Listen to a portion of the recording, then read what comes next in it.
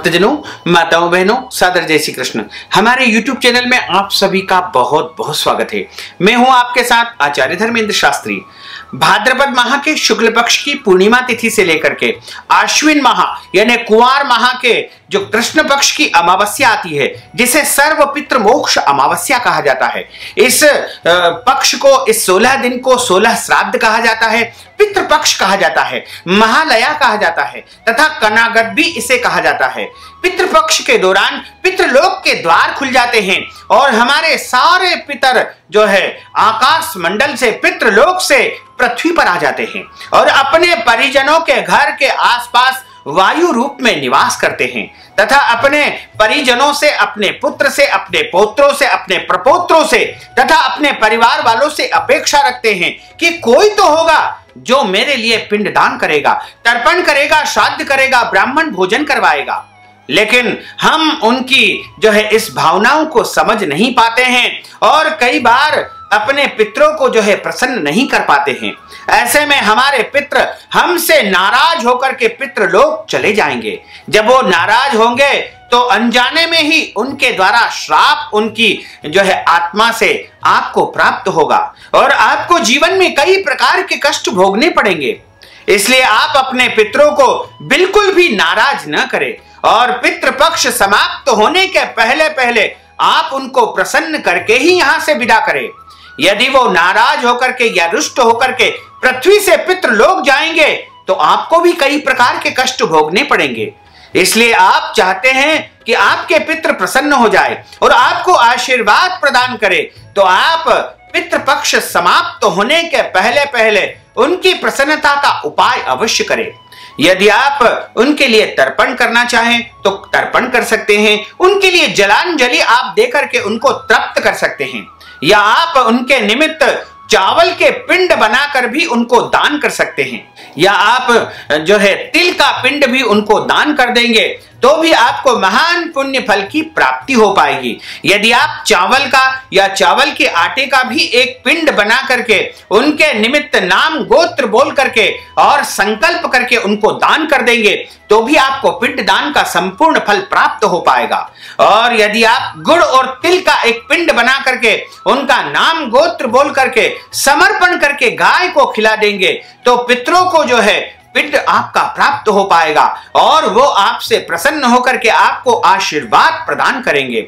इसके अलावा उनके निमित्त आप ब्राह्मण भोजन करवा सकते हैं, उनके निमित्त आप श्राद्ध कर्म करवा सकते हैं, उनके निमित्त आप ब्राह्मणों को दान कर सकते हैं, वस्त्र दान कर सकते हैं, फल दान कर सकते हैं, गौ दान कर सकते हैं, भूमि दान कर सकते हैं, अन्न दान कर सकते हैं, पात्र दान कर सकते हैं, या फिर आप जो भी चाहें पितृपक्ष के दौरान ब्राह्मण को जो भी दान करेंगे वो सीधा सीधा आपके पितरों को प्राप्त हो पाएगा।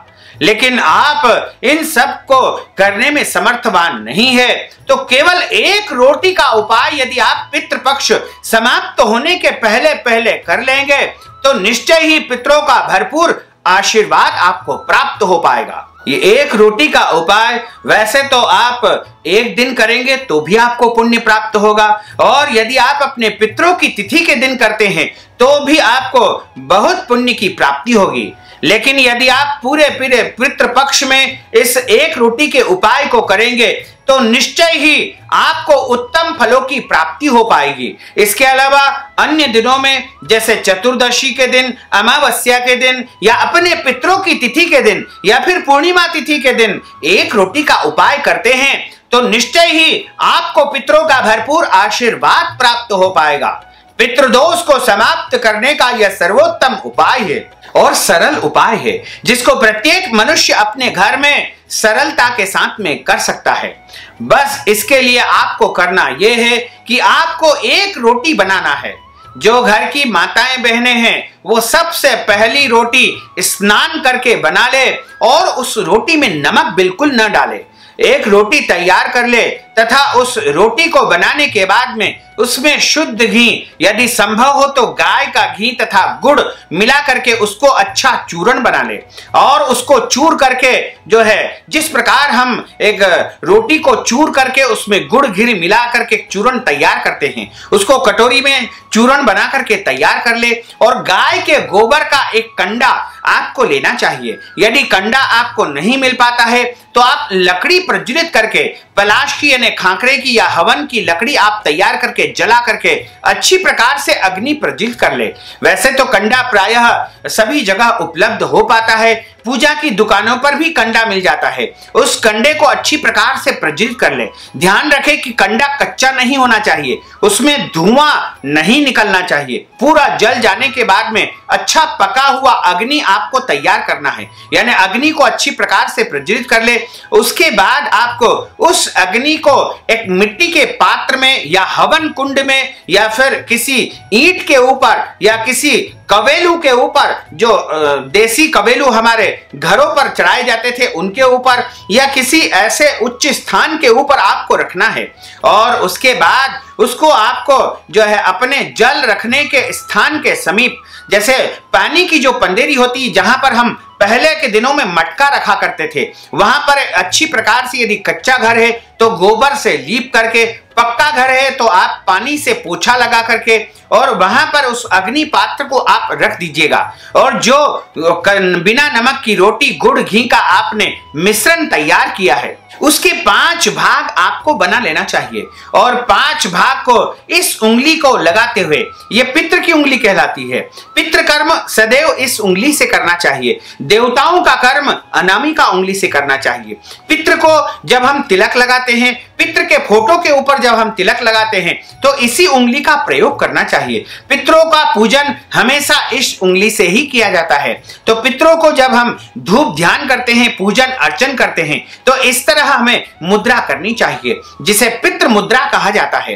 तो पितृ मुद्रा के माध्यम से आपको, जो आपने बिना नमक की रोटी के 5 भाग तैयार किए हैं, उनको एक एक को उठा करके आपको अग्नि पर छोड़ना है और पितृ का स्मरण करना चाहिए। और यदि आप चाहें तो बोल सकते हैं ओम प्राणाय स्वाहा, ओम अपानाय स्वाहा, ओम व्यानाय स्वाहा, ओम समानाय स्वाहा, ओम उदानाय स्वाहा। इस प्रकार आपको बोलना है तथा हाथ में आपको उसके बाद जल रखना है। जल रख करके आपको अंगूठे के माध्यम से उस अग्नि के आसपास जल घुमाना है, 3 बार जल घुमाना है, तथा अपने पितरों से प्रार्थना करनी है कि हे पितृ देवताओं, आज हमने आपके निमित्त जो धूप लगाई है उसको आप स्वीकार करिएगा। क्योंकि जो हमारे पितृजन होते हैं, परिजन होते हैं, वो भोजन प्रत्यक्ष रूप में नहीं कर पाते हैं, वो केवल 2 माध्यम से ही भोजन कर पाएंगे। पहला माध्यम होगा ब्राह्मण जो भोजन करेगा वह भोजन उनको प्राप्त होगा, तथा दूसरा माध्यम है जो अग्नि के ऊपर हम धूप लगाएंगे, उसके माध्यम से जो धुआं निकलेगा वह पितरों तक पहुंचेगा, और पितृ जब उस धुएं को ग्रहण करेंगे तब उनको तृप्ति हो पाएगी। जैसे देवताओं के लिए जब हम हवन करते हैं, आहुति देते हैं, तो उस आहुति को वह देवता लोग स्वीकार करते हैं। इसी प्रकार जो पितृ लोग होते हैं वो अग्नि के ऊपर जब हम उनको आहुति प्रदान करेंगे, उससे जो धुआं निकलेगा उसको वो स्वीकार करेंगे और पितृ तृप्त हो जाएंगे, और उस धुएं से उनको परम तृप्ति प्राप्त होगी, और वो आपके जीवन के लिए जो है मंगल कामना करेंगे, आपको भरपूर आशीर्वाद देंगे। पितृ जो है आपको धन देंगे, दौलत देंगे, वैभव देंगे, समृद्धि देंगे, और आपकी समस्त इच्छाओं को, मनोकामनाओं को पूर्ण कर देंगे। आपको उत्तम शिक्षा की प्राप्ति करवाएंगे, आपका उत्तम विवाह हो जाएगा।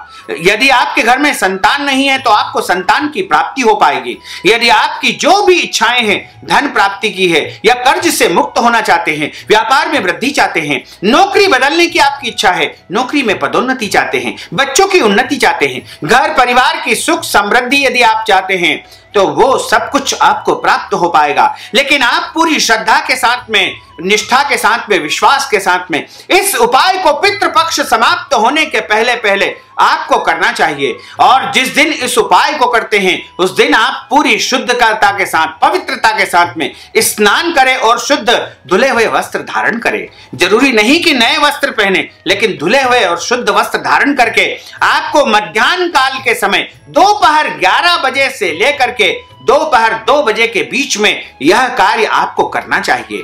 यदि इस कार्य को आप करेंगे तो निश्चय ही आपको उत्तम फल की प्राप्ति हो पाएगी।